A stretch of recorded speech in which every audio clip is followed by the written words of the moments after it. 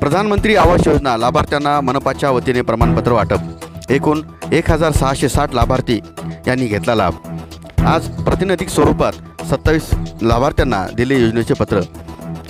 मनपा आयुक्त धैर्यशील जाधव यांच्या हस्ते केले वाटप।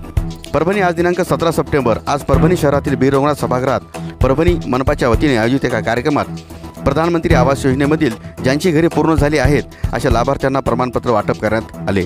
यावेळी शहरातील तब्बल 1660 लाभार्थी आहेत, त्यापैकी 27 लाभार्थ्यांना प्रमाणपत्र वाटप करण्यात आले। यावेळी मनपा आयुक्त धैर्यशील जाधव, अतिरिक्त सहाय्यक आयुक्त मिनीनाथ दंडवते, शहर अभियंता वसीम पठाण, प्रभाग समिती तीनही सहाय्यक आयुक्त यांची प्रामुख्याने उपस्थिती होती।